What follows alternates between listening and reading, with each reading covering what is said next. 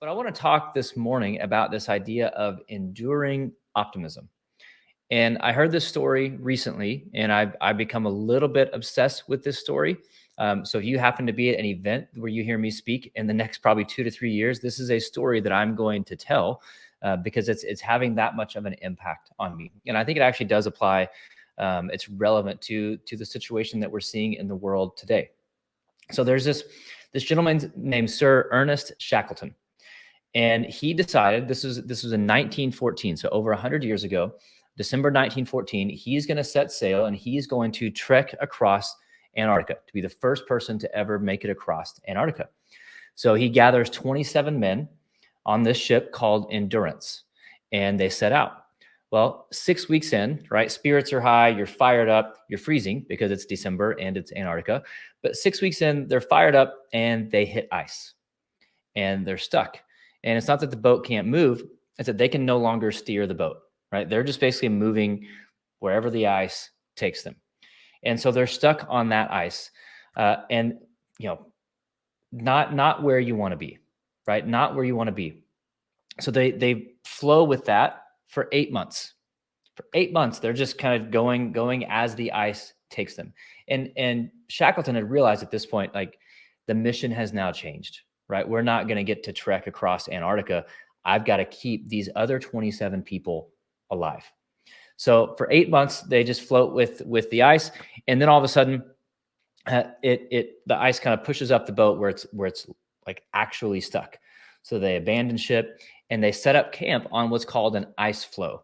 And you know what these are without probably knowing what these are. If you've seen any pictures of Antarctica, of the Arctic, of glaciers, you see these huge flat pieces of ice they're just massive, right? Who knows how big they could be? But they just set up camp on one of those, right? They're not like on steady land. It's just on this floating piece of ice, an ice floe. So they float on those, setting up camp and just maintaining for 5 months. For 5 months, they just live on an ice floe, not exactly where you want to be. Well, then they see land. And so they'd taken 3 lifeboats from the boat before it was fully stuck, and they paddled. They paddled to get to this place that was deserted, a deserted island called Elephant Island, and they hang out for a bit, and Shackleton's like, I've got to get help. I've got to get my guys some help. We're going to starve. We're going to die. My mission is for them to survive. I've got to go get help. So he takes 5 guys with him, gets in a lifeboat, paddles for 800 miles. 800 miles until he gets to dry land. Hits land, but wherever they landed, they were on the wrong side of this peninsula. And so they're basically glaciers in front of them, ice mountains in front of them. On the other side was a whaling port, but they couldn't go all the way around the tip. Like, they had to cross over these ice mountains. So for 3 days, they cross through these mountains until they get to the other side to a whaling port. The guys at the whaling port, the whaling station, like, they see them coming out of the mountains. They're like, where did you come from? Like, those mountains, like, people don't go in those mountains. What are you talking about? Like, yeah, we've been climbing through them for 3 days. But before that, we paddled 800 miles. Before that, we spent 5 months living on a block of ice. Before that, 8 months with our boat just going to and fro. So it is what it is. We've got to get back and rescue our people. So they get in a boat and they head out to Elephant Island to get the remaining friends.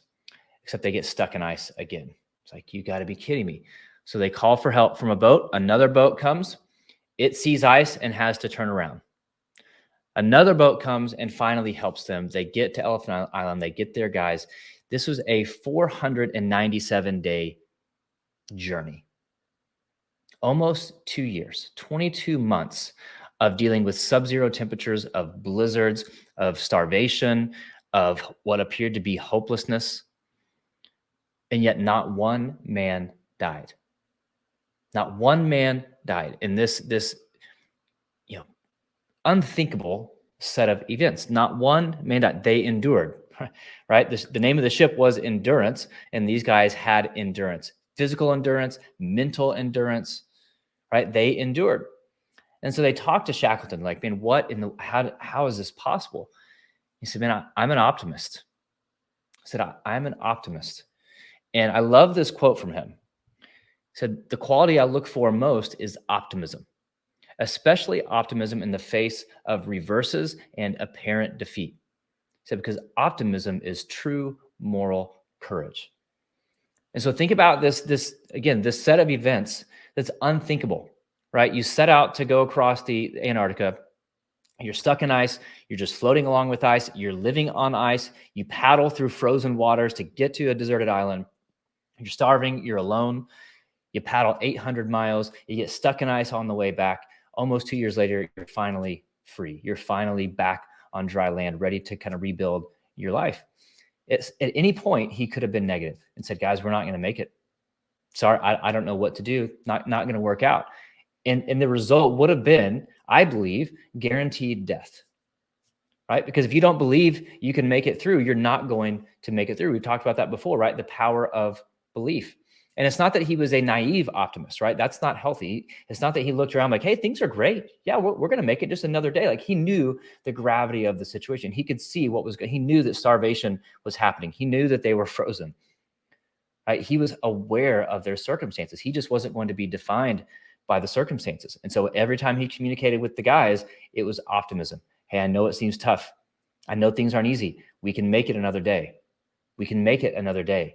And they made it 497 days based on his optimism, right? His optimism raised the level of optimism and belief in those around him. And as a community, they committed and they moved forward and they endured. Enduring optimism is a competitive advantage because we're going to face situations in life that are difficult. And again, we're seeing this in the Ukrainian people right now. Not an easy situation, not a fun situation. The results are not guaranteed. The outcomes are not guaranteed. But they've got this enduring optimism. They just keep showing up and they keep going for it.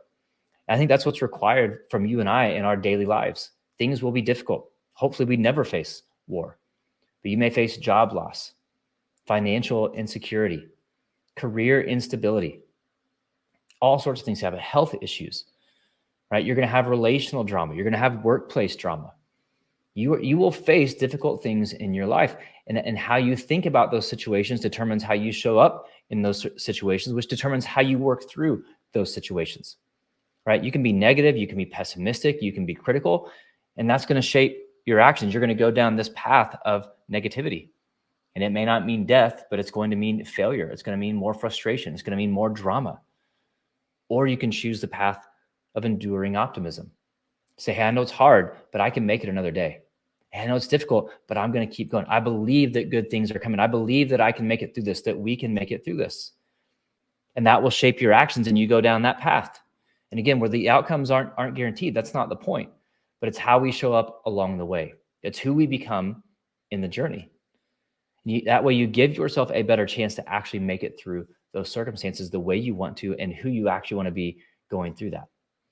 So it's been such a challenge to me to think about this crew aboard the Endurance and everything that they went through, everything they suffered through, and how they continued to show up. Because our lives, again, they're not that difficult. We need to have perspective on the battles that we're actually facing.